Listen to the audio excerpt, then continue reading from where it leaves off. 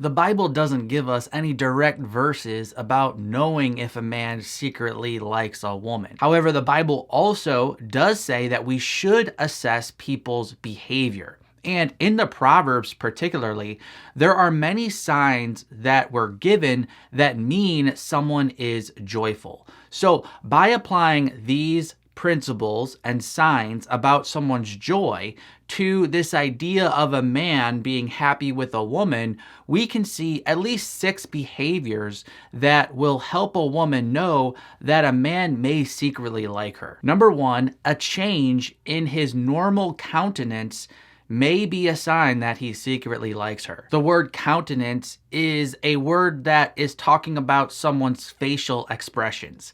Now, as we all know, we have a default facial expression. Some of us are very smiley, just day to day, and others of us are more serious.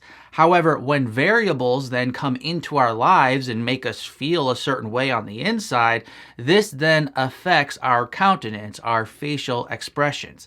As it says in Proverbs 15:13, a glad heart makes a cheerful face. Therefore, you want to pay attention to this man's normal default facial expressions. So if he's normally a smiley guy who's just generally friendly to everyone, it's not a great sign if he's smiley when he sees you. However, if he's that type of guy who smiles a lot and then you see him notice you come into the room and he gets a little more serious or like he's preparing himself to say something, that could be a sign that he secretly likes you.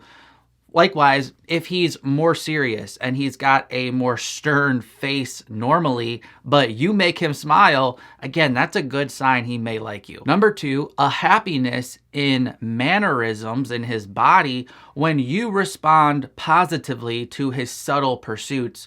That's a good sign he might secretly like you. Most men build their pursuit more and more based upon the evidence that they're seeing in how this woman is responding. So a guy doesn't normally just go all out and say, hey, you want to go on a date with me?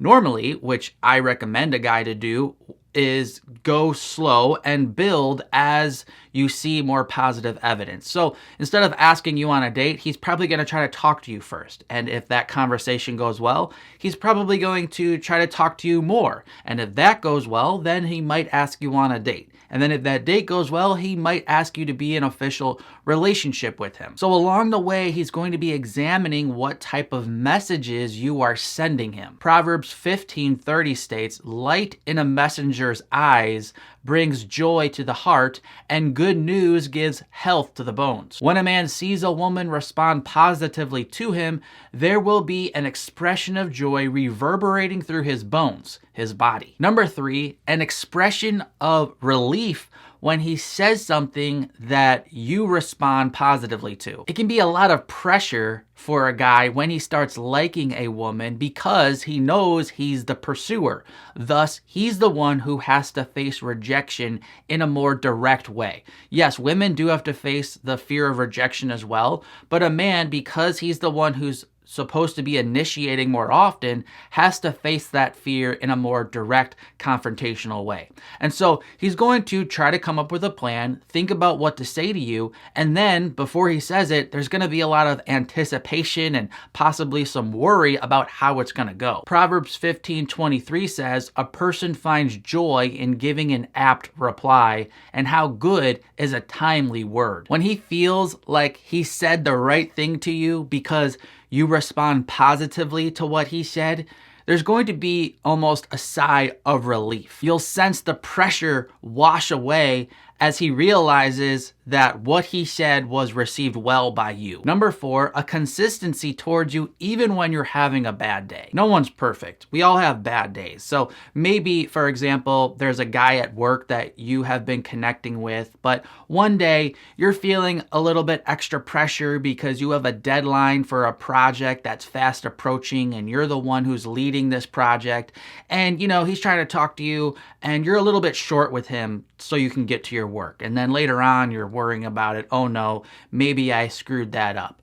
Or maybe you're feeling a little sensitive one Sunday morning where you go and talk to this guy and maybe he just says something that you misunderstood and you kind of walk away in a way that's frustrated and maybe lets this guy know you didn't like what he said, and then you feel bad about it later. Well, we shouldn't be rude to people, obviously, and we shouldn't expect a man to endlessly put up with unexplainable rudeness from a woman.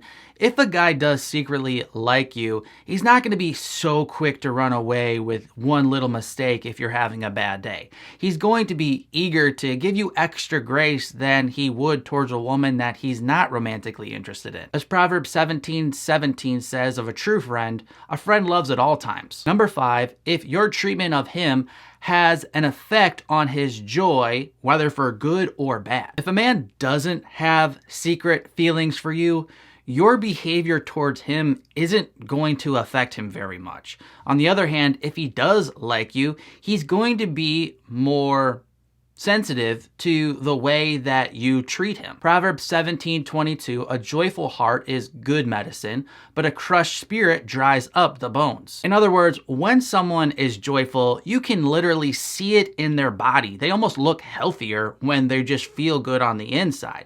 And likewise, when something's happened in their life where it didn't go the way they wanted, you can almost see it in their body and they almost look more unhealthy. So you can kind of tell how your treatment of him affects the way he feels and looks on whether or not he does have feelings for you or not. And number 6, if a man is always searching for more with you, that's a good sign he might secretly like you. While a man may have secret feelings for you, he's not going to want those feelings to be secret forever. And like I talked about in the previous points, usually his pursuit is one that builds over time. As Proverbs 15:15 states, all the days of the afflicted are evil, but the cheerful of heart has a continual feast. The term a continual feast incites the idea of wanting more and more of the good that someone is already experiencing. So that conversation, he's going to want more conversations.